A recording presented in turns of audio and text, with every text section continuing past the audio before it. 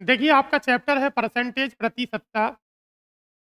और मैंने कल बात कर ली थी प्रश्न संख्या 138 तक। आपकी सीट का सवाल संख्या 139। एक कॉलेज के चुनाव में सीमा और गीता को कुल वैध मतों में से 4:5 के अनुपात में मत प्राप्त होते हैं। यदि 15,000 मतों में से 19% मत अवैध हैं, तो सीमा और गीता के पक्ष में पड़े मतों के बीच में कितने मतों का अंतर है, ये बताना है। आपको पता है कि कुल मिलाकर जो मतदान हुआ है, कितने मत डाले जाते हैं? 15,000। कुल जो मत डाले जाते हैं वो 15,000 है। मैं आपकी जानकारी के लिए बता दूं, जितने मत डाले जाते हैं उसमें से कुछ मत ऐसे होते हैं जो अवैध हो जाते हैं। मैं इसके परिप्रेक्ष्य में एक जानकारी आपको दे दूं, जब कभी भी वोटिंग ईवीएम से होती है, मशीन से वोटिंग करते हैं लोग, तो उसमें नोटा का बटन होता है। तो लोग क्या करते हैं, कुछ लोग ऐसे होते हैं, कुछ वोटर्स ऐसे होते हैं कि वो किसी भी प्रत्याशी को मत नहीं देते, अपना मत नोटा में डाल देते हैं। तो नोटा का मतलब ये है कि वो मत ऐसे होते हैं जो अवैध हो जाते हैं। तो बताइए, 15,000 मतों में से कुल मिलाकर जो वोटिंग होती है, जो वोट डाले जाते हैं, वो 15,000 है। और 15,000 मतों में से कितने प्रतिशत मत अवैध हो गए? 19। आपको पता है कि अगर 19% मत बेकार हो गए या 19% मत अवैध हो गए, तो अगर आप 100 में से 19 को घटाते हैं तो क्या 81 बच जाता है? यानी कि 81%। आपको पता है कुल मतों की संख्या 15,000 है जो वोट डाले गए हैं। इन 15,000 मतों में से 19% मत बेकार हो जाते हैं, 19% मत अवैध हो जाते हैं। अगर आप 100 में से 19 को माइनस करेंगे तो कितना बचेगा? 81। ये कुल वैध मतों की संख्या है। ये कुल मिलाकर आपके पास वैध मत है। अब इन वैध मतों का बंटवारा करेंगे। इन वैध मतों में से पहले और दूसरे दोनों प्रत्याशियों के मध्य, पहले और दूसरे दोनों प्रत्याशियों के मध्य जो मत डाले जाते हैं उसका अनुपात कितना है? 4:5। अगर मुझसे ये पहले व्यक्ति के पूछेगा तो मैं 4/9 कर दूंगा। इन मतों का 4/9 कर दूंगा, क्योंकि अनुपात बटे अनुपातिक योग। अगर पहले वाले व्यक्ति के पूछेगा तो 4/9 करेंगे, और अगर ये दूसरे वाले व्यक्ति के पूछेगा तो 5/9 करेंगे। लेकिन इसने ना तो पहले वाले व्यक्ति के पूछे, ना दूसरे वाले के पूछे। इसने दोनों व्यक्तियों के मध्य जितने मत पड़े हैं उनका अंतर पूछा है। तो मैं आपको बता देना चाहता हूं, अगर पहले वाले के पूछे तो 4/9, दूसरे के पूछे तो 5/9, अंतर पूछे तो इन दोनों में कितने का अंतर है? मतलब 1/9। क्लियर हो गया? ये डबल जीरो से डबल जीरो कटेगा, 9 से काटते हैं तो 9 बार कट जाता है। 15 नमा 135। इसका मतलब है कि मतों का अंतर कितना हुआ? 1350। ठीक हो गया? अगला प्रश्न है कि दो उम्मीदवारों के बीच एक चुनाव में एक को कुल 60% विधि मान्य मत प्राप्त हुए, 90% मत विधि मान्य थे। यदि कुल मतों की संख्या 12,000 थी, तो दूसरे कैंडिडेट को मिले विधि मान्य मतों की संख्या बताइए। अच्छा बताओ, कुल मतों की संख्या कितनी है? 12,000। कुल मिलाकर 12,000 मत डाले जाते हैं। कुल मिलाकर डाले गए मतों की संख्या 12,000 है। जो मतदान हुआ है, जो वोटिंग हुई है, उन मतों की संख्या 12,000 है। अच्छा मुझे बताओ, 12,000 मतों में से कितने मत लीगल है या कितने वैध है? 90% मत विधि मान्य है। मतलब ये वो मत हैं जिनका बंटवारा प्रत्याशियों के मध्य होना है। अगर मैं आपको एक दूसरी बात बता दूं, तो मुझे कहना होगा कि जो मत डाले जाते हैं वो 12,000 हैं, और 12,000 में से 10% वोट अवैध हो जाते हैं। जब 10% अवैध हो जाते हैं तो वैध कितने हैं? 90। उसने खुद ही दे दिया। इसका मतलब 12,000 का 90% वोट वैध है। अब इन वैध मतों का ये मैंने वैध मत निकाल लिए। इन वैध मतों का पहले वाले प्रत्याशी को कितना मिलता है? कहा जाता है 60% विधि मान्य मत प्राप्त हुए। अगर मैं 12,000 का 90% निकालता हूं तो ये लीगल वोट है जिनका बंटवारा प्रत्याशियों के मध्य होगा। इसमें से पहले वाले को 60% मिले। जब पहले वाले को इसमें से 60% मिले तो दूसरे के कितने हो गए? 40 हो गए। बात क्लियर हो गई? अगर पहले वाले के वोट 60% हैं तो बताओ दूसरे वाले के 40% है। क्या आपसे यही पूछा था कि दूसरे उम्मीदवार को मिले विधि मान्य मतों की संख्या कितनी है? 1 2 3 4 और 1 2 3 4 कितना हो गया? क्या मैं इसकी गुणा करता हूं तो ये 4320 हो जाता है? ठीक हो गया, ये 4320 हो जाता है।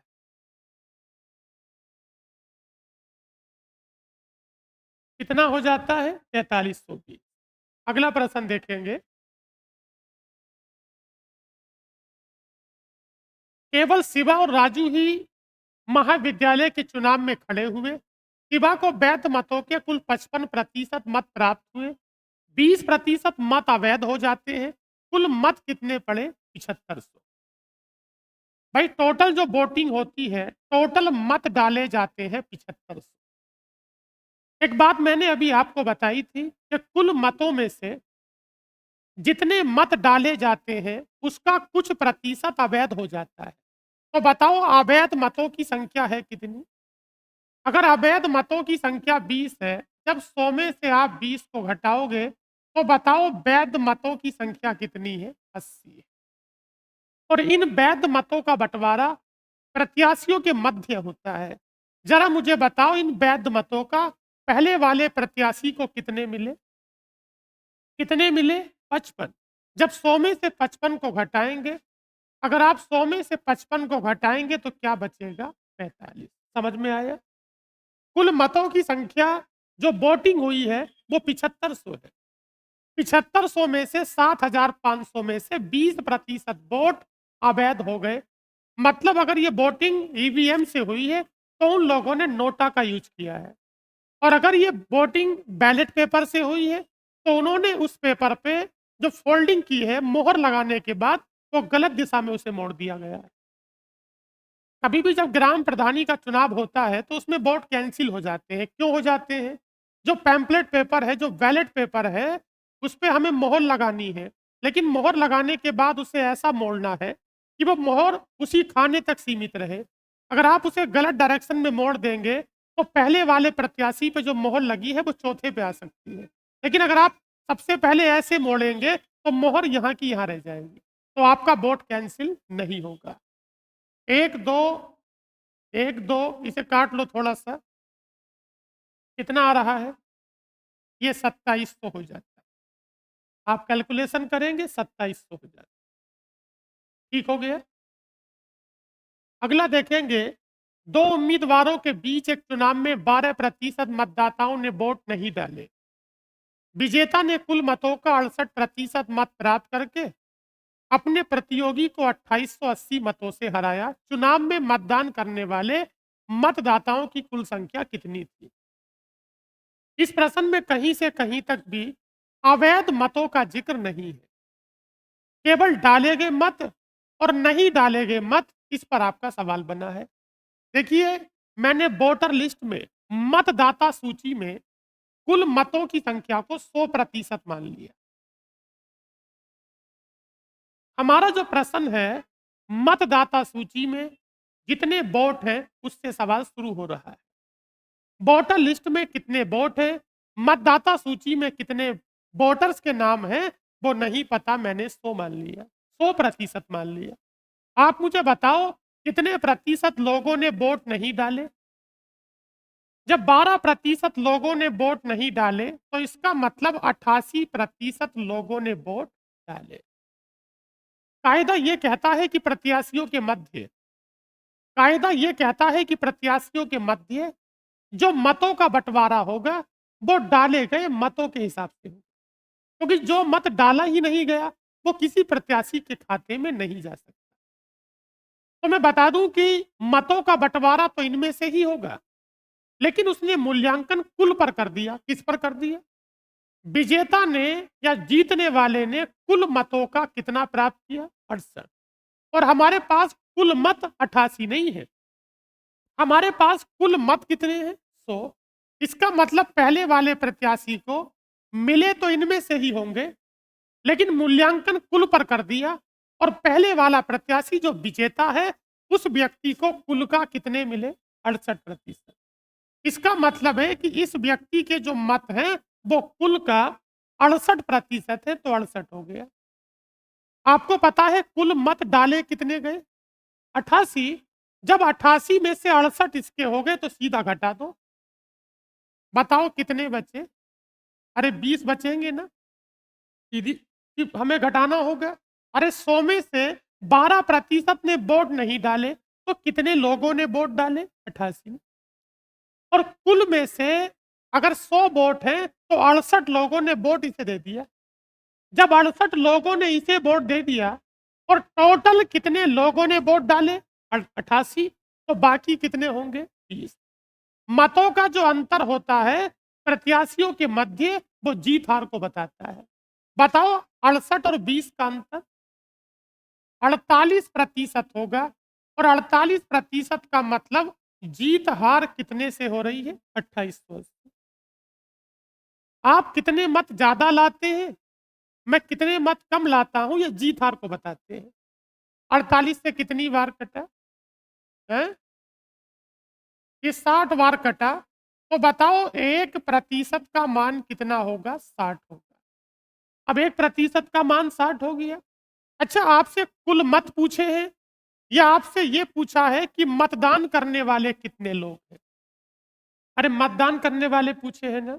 मतदान करने वाले मतदाताओं की संख्या, वैसे लोग थे कितने, लेकिन केवल कितने प्रतिशत लोगों ने मतदान किया? 88। तो आप 88 का मान निकालिए। 88 का मान 88 गुणा 60 होगा, बताओ कितना हो गया? ये 5280 हो जाता है। क्या आपको बात समझ में आई? ये आपका प्रश्न यूपीएसआई 2017 में आपसे पूछा गया है।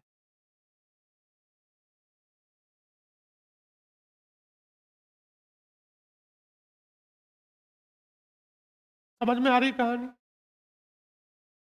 आगे चलते हैं। ये सारी जो पीडीएफ सामने देख रहे हैं टेलीग्राम पर पहुंच जाती, घर जाके आराम से नोट्स बनाओ।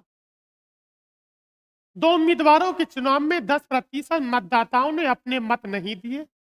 जितने वोट डाले गए थे उसका 10% अवैध हो गए, और जितने बचे थे उन वैध मतों का 54% प्राप्त होता है, और वह 1620 मतों से विजयी हो जाता है।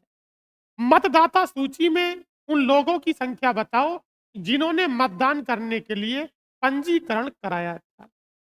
इस सवाल को मैं बिना सो माने कर रहा हूं और एक लाइन में करेंगे। तरीका समझ में नहीं आ गया, पसंद नहीं आ गया तो उसे बदल देंगे।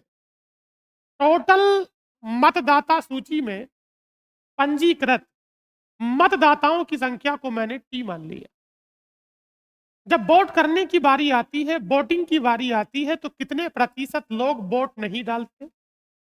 हमें जानकारी है कि 10% का फ्रैक्शन 1/10 है। अगर 10% का फ्रैक्शन 1/10 है, तो इसका मतलब 1/10 लोगों ने वोट नहीं डालो तो कितने ने डाले? 9/10। 10% का फ्रैक्शन 1/10 है, 1/10 लोगों ने वोट नहीं डाले, तो इसका मतलब 9/10 ने वोट डाले। मैं डाले गए मतों तक पहुंच चुका हूं। अब इन डाले गए मतों का कितने प्रतिशत वोट बेकार हो गए? 10% वोट बेकार हो गए। जितने भी डाले गए वो अपने आप में 100% होंगे। कहा जाता है कि इसका 10% नहीं डाले गए। 10% का फ्रैक्शन फिर वही 1/10। जब 1/10 बेकार हो गए, अवैध हो गए, तो काम के कितने हैं? 9/10। मैं 3 लाइनें खींचूंगा फिर उन्हें मिटाऊंगा। ये कुल मतों की संख्या है, ये डाले गए मतों की संख्या है, ये वैध मतों की संख्या है। प्रत्याशियों के मध्य जो मतों का बंटवारा होगा वो वैध मतों में से होगा। इन वैध मतों का पहले वाले को कितना मिला, ये जितने भी होंगे, जब पहले वाले को 54% मिला तो क्या दूसरे वाले व्यक्ति को 46 मिला होगा? अरे बोलो, क्या आपको पता है अपने आप में कोई चीज 100% होती है? इन वैध मतों का, इन लीगल वोट्स का पहले वाले को 54% मिला। जब 54% पहले वाले को मिला तो दूसरे का कितना हुआ? क्योंकि 54 और 46 को जोड़ा तो पूरा 100 हो जाता है। आपको पता है कि मतों का अंतर ही जीत हार को बताता है। दोनों का अंतर करिए। अरे दोनों का अंतर करा तो 8 हो गया। 54 में से 46 को हमने घटा दिया तो 8 हो गया। तो 8% जो मत है वो जीत हार को बता रहे हैं, और प्रतिशत को हटाते हैं तो बटे में 100 लगा। और मुझे बताओ कि जीत हार कितने वोटों से हो रही है? 1620 से हो रही है। कैलकुलेशन करेंगे। एक काम करता हूं, देखिए मैं 4 से काटता हूं, 4 दूनी 8, और ये 4 से कितनी बार? 25 बार। मुझे पता चलता है कि 9 नम 81 दूनी 162, मतलब कितनी बार? 10 बार। मैं तिरछी गुणा करता हूं तो मुझे पता चलता है, क्या ये 25 रहेगा? और कितने जीरो हो जाएंगे? 3 जीरो हो जाए। क्या आपको समझ में आया? जी। एक बात मैं यही बता दूं किसी अगले सवाल के लिए, प्रत्याशियों के मध्य जो मतों का बंटवारा होगा वो वैध मतों में से ही होता है, लेकिन कई बार वो उसका मूल्यांकन कुल पे करा लेते हैं। क्या आपको मेरी बात समझ में आई? जी। अगर 1000 वोट है, ऐसे समझ लो कहानी, अगर 1000 वोट है, 10% वोट नहीं डालेंगे तो 900 डालेंगे। अगर 900 का 50% करते हैं तो 450 हो जाता है। तो वैसे तो उसे 50% मिले, लेकिन अगर कुल की बात करें तो 1000 का 450 45%। किसी व्यक्ति को 1000 वोट, कुल मिलाकर 1000 वोट है, 1000 में से 10% वोट अवैध हो गए। 1000 का 10% तो 100 होता है। जब 1000 में से 100 बेकार हो गए तो 900 काम के, उसे 900 का 40% मिला, और 900 का 40% कितना होगा? 360। कितना होगा? तो वैसे तो 40 मिला, लेकिन 360 की तुलना अगर मैं इधर कर दूं 1000 पर, तो ये 36% हो जाता है। कितना हो जाता है? वास्तविक मान तो बराबर है। अगर 1000 का 36% निकालो तो 360, और अगर 900 का 40 निकालो तो 360। अगला देखिए क्या है। एक चुनाव में दो उम्मीदवार है, इसमें मतदाता सूची में 10% लोगों ने अपने मत का प्रयोग नहीं किया। फिर मैं सवाल एक लाइन में कर रहा हूं, देखिए मैंने टोटल मतों की संख्या टी मान ली। आप मुझे बताओ कितने प्रतिशत लोगों ने वोट नहीं डाले? 10% का फ्रैक्शन 1/10 है।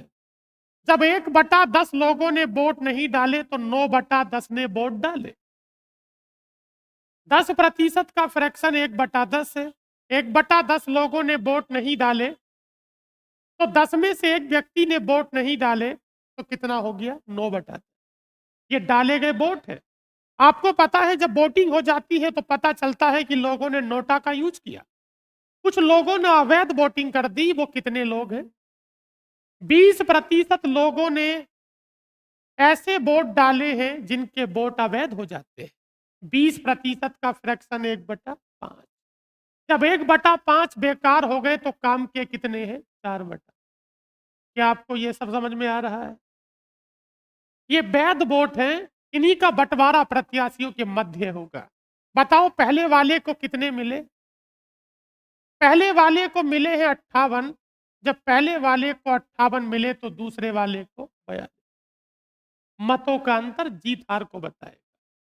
ये अपने आप में 100% होंगे। जब 58% पहले को मिले तो दूसरे को 42 मिले। 58 और 42 का अंतर कितना हुआ? इसका मतलब है कि 16% मत जीत हार को बता रहे हैं। और बताओ कि वास्तव में जीत हार कितने से हो रही है? 1440 से हो रही है। इसे मैं हल करता, जब मैं हल करता हूं तो मुझे बताओ क्या 16 नमा 144 होगा?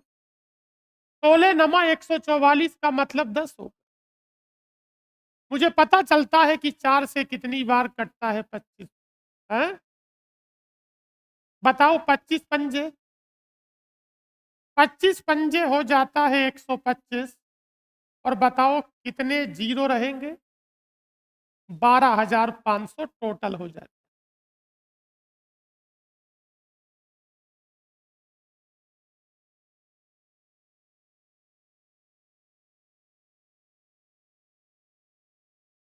समझ में आई कहानी? बहुत हल्का सवाल है।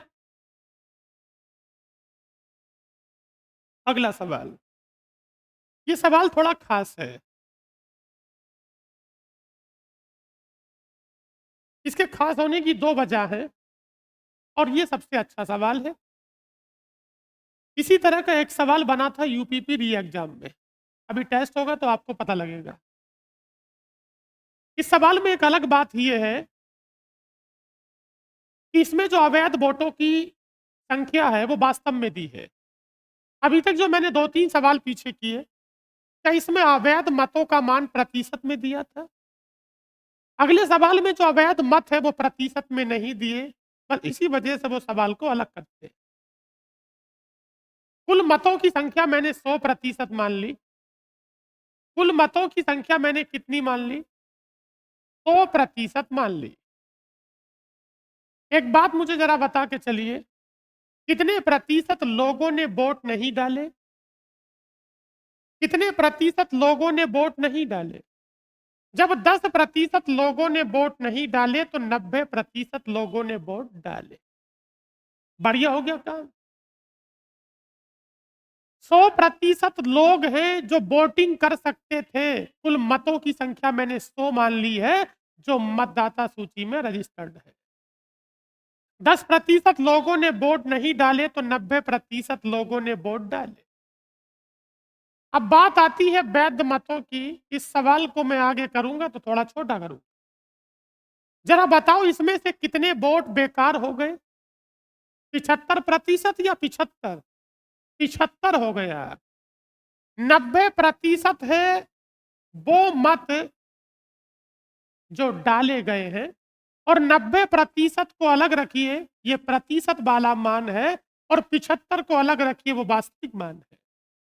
90% वोटों में से केवल 75% नहीं, केवल कितना हो जाता है? 75। इसके ऊपर मैं लिख दूं ये कौन से मत है? ये वैध मत। प्रत्याशियों के मध्य मतों का बंटवारा वैध मतों में से ही होता है, लेकिन कई बार वो मूल्यांकन कुल पर कर देता है। एक बात मुझे बताओ, विजेता को अपेक्षित या कुल वोटों का कितना प्रतिशत मिला?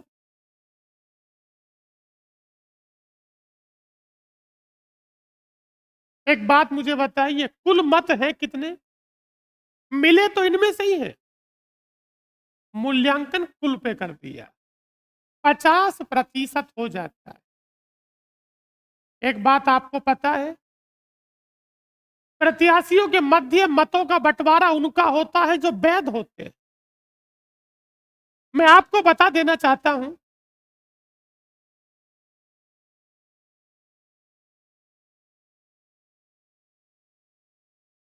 ये आपका सवाल है।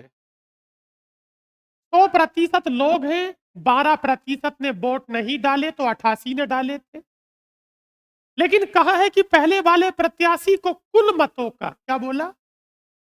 कुल मतों का 68% मिला, तो पहले वाले के 68 हो गए। इससे अगली जो कार्यवाही होगी वो इन वाले मतों पर होगी, क्योंकि ये डाले गए हैं। अर्थात इन दोनों लोगों का जोड़ कितना होगा? 88 होगा।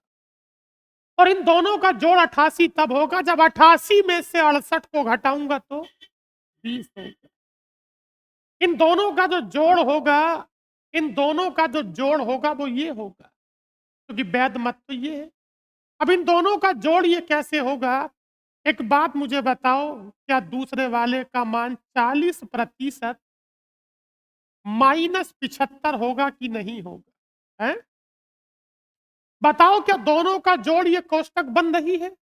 अरे बोलो, इन दोनों को जोड़कर तो देखो, ये कोष्टक बन गई। तो ये मत किसके हैं? पहले के। और ये किसके हैं? क्या मतों का अंतर जीत हार को बताता है? क्या जो व्यक्ति 50% लाता है वो जीत जाता है और ये व्यक्ति हार जाता है? इन दोनों का अंतर करिए। जब दोनों का अंतर करेंगे तो प्रतिशत में से प्रतिशत को घटाइए और घटाने पर चिन्ह बदल जाते हैं।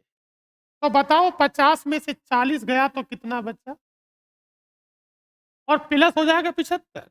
मैं ऊपर वाले में से नीचे वाले को घटा रहा। इसका मतलब है कि ये जो मत आपके पास है, ये वो मत है जो जीत हार को बताएंगे। अरे दोनों का अंतर कर दिया, 50 में से 40 गया तो, और माइनस माइनस प्लस हो गया। मतों का अंतर जीत हार को बताएगा। और मुझे बताओ, कितने मतों से जीत हार हो रही है? 170। 170 में से 75 गया तो, हैं? इसका मतलब 10% का जो मान है वो आपके पास 95 है। आपको किसका बताना है? 100 का बताना है। दोनों को 10-10 से गुणा कर दो। बताओ, 10 धाई 100, और जब इसकी गुणा करेंगे तो 950। ये सवाल ऐसे ही दरोगों में नहीं पूछे जा रहे हैं।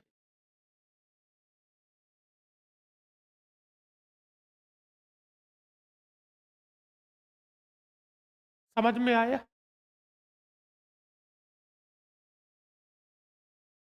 ये वैध ऊपर लिखे हुए 90% निकाल के 75 घटा दियो। जी। अगला सवाल बिल्कुल यही है। चुनाव में दो उम्मीदवार 10% मतदाताओं ने मतदान नहीं किया, 60 मत अवैध पाए गए। विजेता उम्मीदवार को कुल मतों का 47% प्राप्त होता है और वह 308 मतों से जीतता है। सवाल की 2 लाइनें कम करूंगा। अगर आप समझ सकते क्या लिखा हुआ है इसके नीचे? री एग्जाम। चुनाव के संबंध में इससे बढ़िया सवाल आज तक नहीं बना। इस सवाल की, ये सवाल वही है जो पिछला वाला था। इसकी 2 लाइनें कम करूंगा। मैंने टोटल मतों की संख्या कितनी मानी है? 100%। अगर समझ सकते हैं तब। मैंने टोटल मतों की संख्या मानी है 100%। 10% लोगों ने मत नहीं डाले। जब 10% लोगों ने नहीं डाले तो 90% लोगों ने डाले। 90% लोगों ने डाले।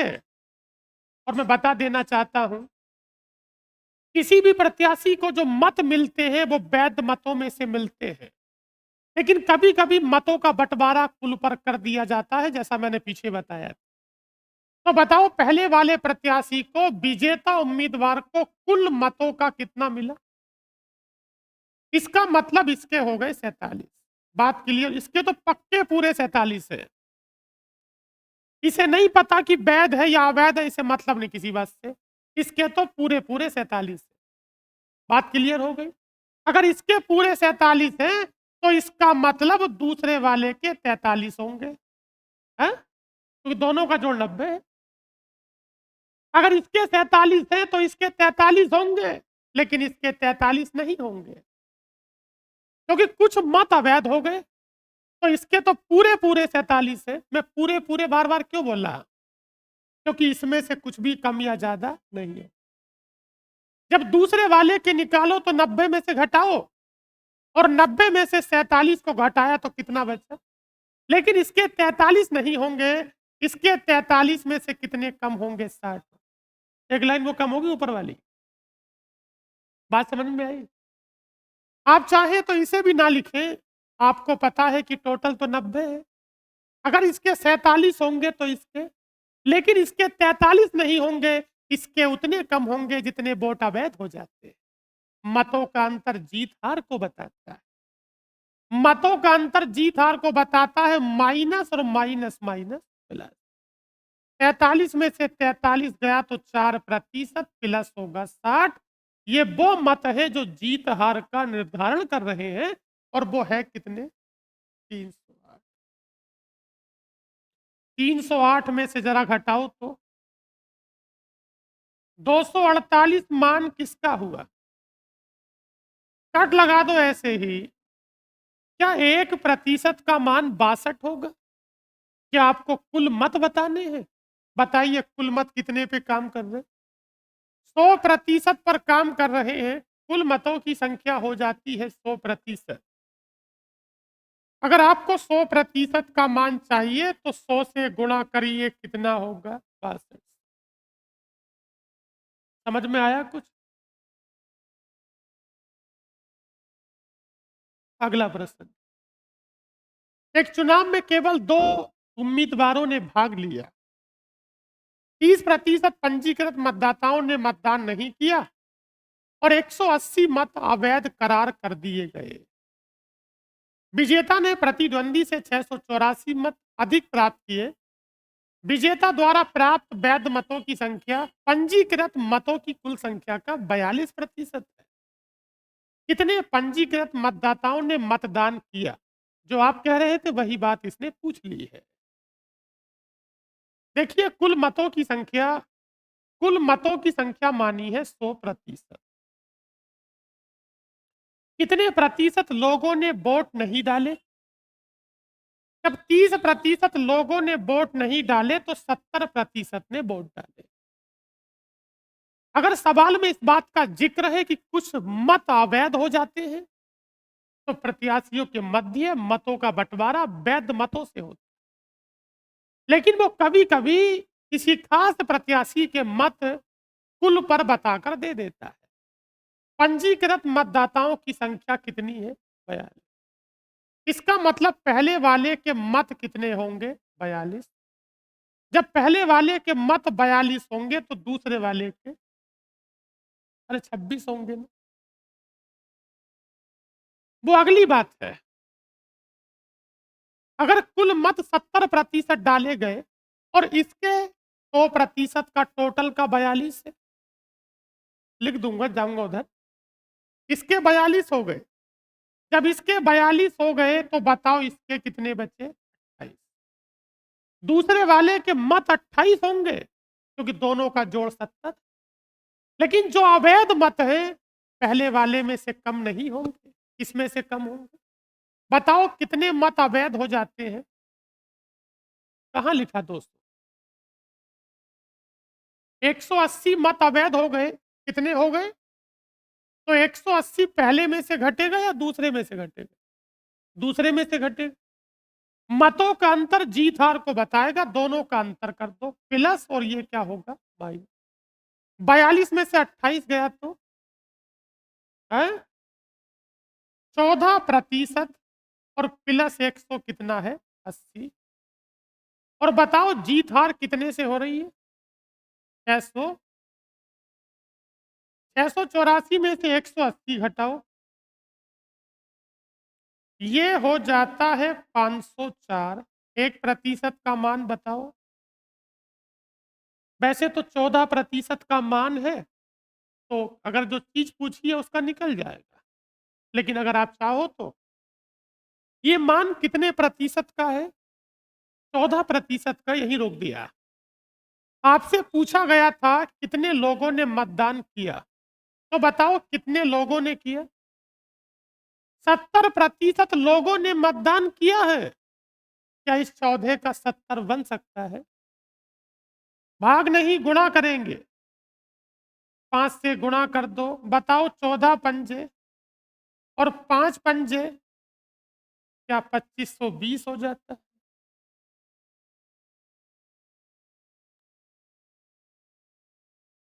सिलेक्शन होगा पढ़ने से। अब चाहे ऑफलाइन पढ़ लो चाहे ऑनलाइन, वो आपका मन। पढ़ना आपको है, कोई विकल्प नहीं बना इसका। ठीक हो गया। किसी चुनाव में मतदाता सूची में दर्ज व्यक्तियों में से 10% ने भाग नहीं लिया। फिर एक बार में कुल मतों की संख्या ये इस तरह का अंतिम सवाल है, आप ध्यान देंगे, पीछे की क्षतिपूर्ति हो सकती है। मैंने कुल मतों की संख्या को 100% माना, 10% लोगों ने भाग नहीं लिया, इसका मतलब है कि 90% मत डाले गए। इसने कहा पहले वाले व्यक्ति को सूची में दर्ज कितने प्रतिशत वोट मिले? 43। तो जो पहले वाला प्रत्याशी है उसके मत सीधे कितने होंगे? 43। सीधे 47 होंगे। जब ये 90 है और ये 47 है, जब ये 90 है और ये 47 है, तो बताओ बाकी कितना बचा? 43। लेकिन इसके मत 43 नहीं होंगे, इसके मत उतने कम होंगे जो अवैध वोट है। कितने? माइनस का 60 कर दिया। मतों का अंतर बता रहा है जीत हार को, मतों का अंतर बता रहा है, तो माइनस माइनस प्लस और ये माइनस, 43 में से 43 गया तो 4% और प्लस 60। मतों का अंतर जीत हार को बता रहा है। और वास्तव में जीत हार कितने से हो रही है? ये सवाल रिपीट हो गया क्या है? कुछ अलग है थोड़ा बहुत। 4% का मान कितना हुआ? 248। तो 1% का मान 62। क्या पूछा है? कुल का नहीं पूछा है, डाले गए मतों की संख्या पूछ रहे हैं। तो डाले गए मतों की संख्या कितनी है? अगर 90% का मान निकालोगे तो 90 गुणा 62 करोगे। 90 गुणा 62 हो कितना गया? 5580 हो गया। तो अभी तक आपने देखे चुनाव या इलेक्शन पर आधारित प्रश्न। अब मैं आगे बात करूंगा आय तथा व्यय पर आधारित प्रश्नों के बारे में। कोई व्यक्ति जितना खर्च करता है और जितना बचाता है वो उसकी आमदनी पर डिपेंड होता है। यदि मुझे किसी व्यक्ति की आमदनी का पता करना हो तो मुझे उसके खर्च और बचत को जोड़ देना होगा। कहा जाता है कि एक महिला का व्यय और बचत 5:1। इस सवाल में मैं जो तरीका लगाऊंगा ये केवल तरीका प्रतिशतता तक सीमित नहीं रहेगा। ये तरीका नहीं, ये कॉन्सेप्ट है, केवल इस सवाल तक सीमित नहीं है। आगे चैप्टर पढ़ेंगे profit loss, discount, simple interest, ये सभी में काम करता है। हम इसमें प्रतिशतता के डबल जीरो को नेग्लेक्ट करते हुए चलते हैं, ना तो हटाते और ना ही लगाते हैं। देखिए कोई व्यक्ति जितना खर्च करता है और जितना बचाता है, हम लोग बीए को कहते हैं एक्सपेंडिचर यानी खर्च। तो जो इस आदमी का एक्सपेंडिचर है, जो एक्सपेंस है, जो खर्च है, वो 5 है। और इस व्यक्ति की सेविंग कितनी है? 1। कोई व्यक्ति 5 रुपए खर्च करता है और 1 रुपया बचाता है। इसका मतलब है कि उस व्यक्ति की जो इनकम होगी वो कितनी होगी? 6। 5 और 1 6 हो गया।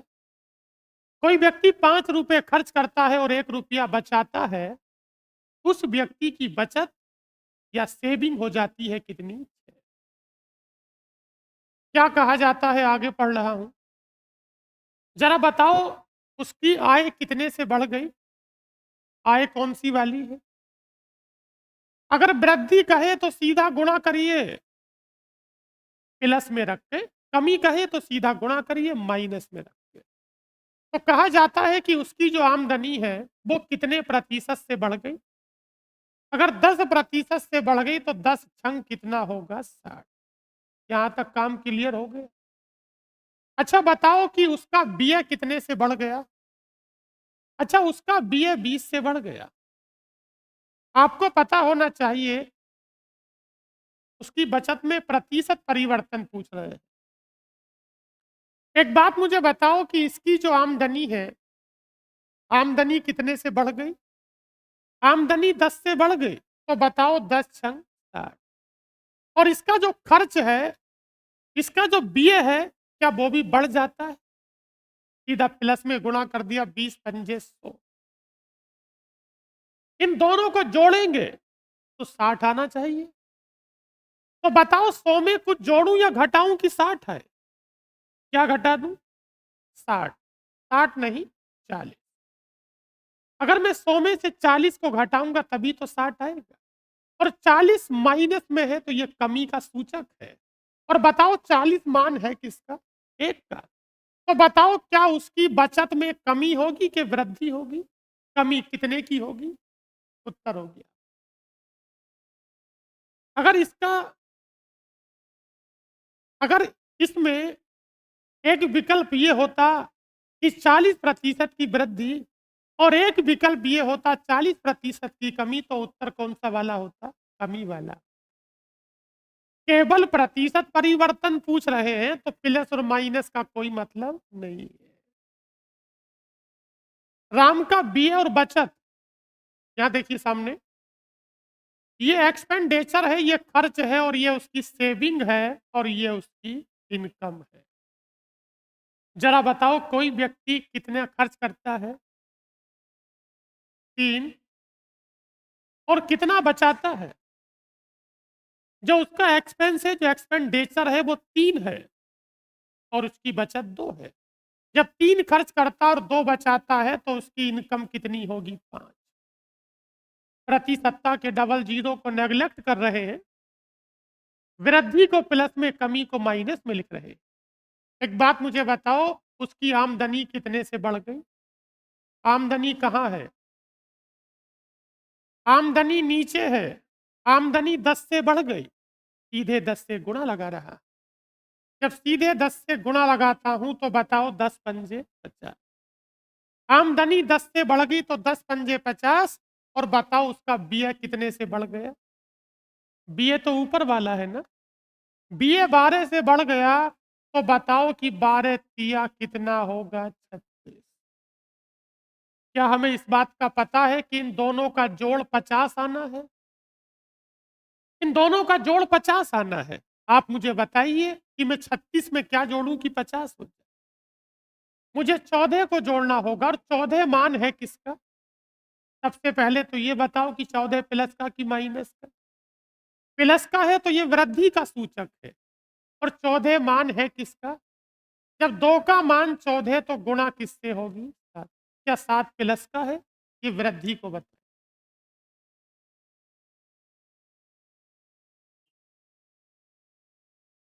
हम उतना ही काम करेंगे किसी प्रश्न में जितनी जरूरत होगी।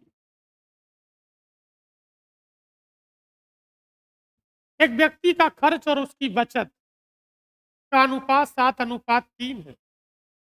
कोई व्यक्ति 7 खर्च करता है और 3 बचाता है। कोई व्यक्ति 7 खर्च करता है और 3 बचाता है, तो उस व्यक्ति की जो आमदनी होगी वो कितनी होगी? 10। 7 खर्च करता और 3 बचा रहा है, आमदनी कितनी होगी? 10। एक बात आप मुझे बताइए, उसकी आमदनी कितने से बढ़ गई? 12 से बढ़ गई। जब उसकी आमदनी 12 से बढ़ गई तो बताओ 12 धाई 120, सीधा कर दिया। आमदनी 12 से बढ़ गई तो 12 धाई 120। और बताओ कि उसका खर्च कितने से बढ़ गया? खर्च कौन सा है? ऊपर वाला है। जब उसका खर्च 8 से बढ़ गया तो बताइए कि 8 सत्ते कितना है? 56। क्या इन दोनों का जोड़ 120 होगा? 120 करने के लिए 56 में क्या जोड़ दें? 64 जोड़ना होगा। और 64 मान है किसका? अगर ये 64 ना होके 63 होता, अगर ये 64 ना होके 63 होता तो 21 दिया 63 हो जाता। हमें नहीं पता क्या होगा, तो 64 बटे कितना लिखेंगे? 3। इस बात का मतलब है कि 3 का मान 64, हमें तो 1 का चाहिए। जब 3 का मान 64 तो 1 का मान 64 बटे 3 क्या होगा? 21 और दशमलव 3। आप लगातार इंग्लिश भी पढ़ते रहे क्योंकि हाई कोर्ट की वैकेंसी बहुत जल्दी आने वाली है।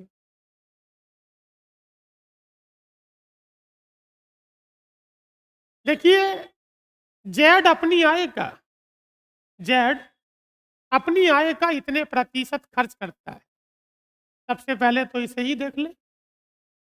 इसका जो खर्च है वो 66 सही 2/3 है।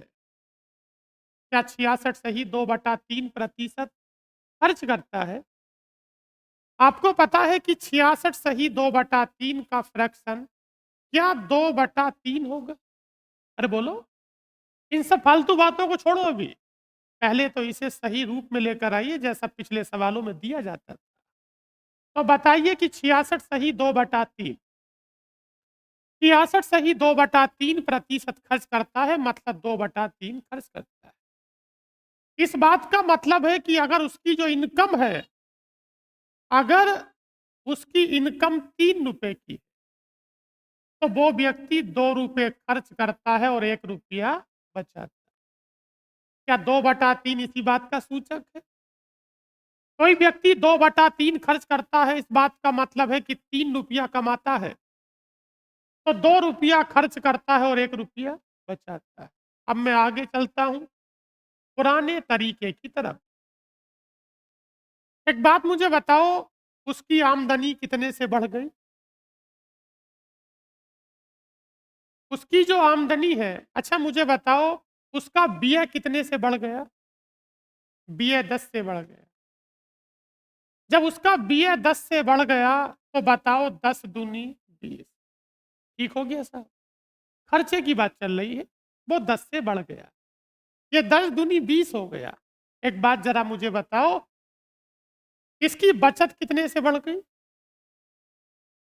बचत बढ़ जाती है 25 से। यहां गुणा करो, क्या ये 25 ही करना 25 हो गया? दोनों को जोड़ा 20 और 25 हो गया 45। 45 मान किसका? एक का मान 15 हो गया। ये 15 प्लस का है कि माइनस का है? क्या प्लस में जाता है तो ये वृद्धि का सूचक है? ठीक हो गया।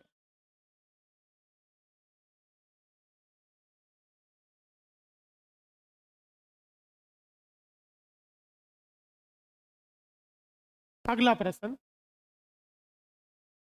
एक व्यक्ति की आय 95,000 रुपए है, उसका व्यय 75,000 रुपए है। एक बात मुझे बताओ, इसका जो खर्च है, किसी व्यक्ति का जो खर्च है, क्या वो 75,000 रुपए है?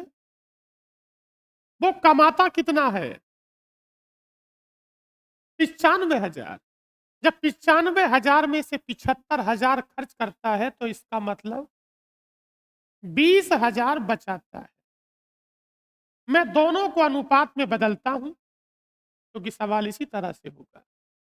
मैं 0 से 0 हटाता हूं तो 1 2 3 और 1 2 3। क्या ये 15 से कट जाएगा या 5 से कटेगा? जब 5 से काटेंगे तो 15 बार, 5 से काटेंगे तो 4। इसका मतलब उस व्यक्ति का जो खर्च है और उस व्यक्ति की जो बचत है, उसका मान कितना है? 15,000। 0 से 0 काटा और अनुपात बना लिया तो 15 और 4 हो गए। बताओ कि 15 और 4 कितना होगा? 19। क्यों जोड़ा? क्योंकि कहानी इनकम के ऊपर आ गई। जब 15 खर्च करता है और 4 बचाता है तो इसकी जो इनकम है वो कितनी है? 19। अब आगे बताइए, जरा बताओ कि उस व्यक्ति की आमदनी कितने से बढ़ गई है? आमदनी पूछ रहा हूं, आमदनी कितने से बढ़ गई? 19 की गुणा 18 से करिए। क्या आप सही बता रहे हैं? एक बात देख लो, 19 और गुणा 18 कर दिया तो 342 हो गया। एक बात मुझे बताओ, उसका व्यय कितने से बढ़ गया? 12 से बढ़ गया तो 12 15 कितना होगा? 180 है? 180 में क्या जोड़ दूं कि 342 हो जाए? 162 तो मान 4 का है। जब 4 का मान 162 है तो 1 का क्या होगा? 162/4 होगा। 2 का आधा है 40 दशमलव का। तो ठीक है, आज के लिए इतना ही रखते हैं। धन्यवाद।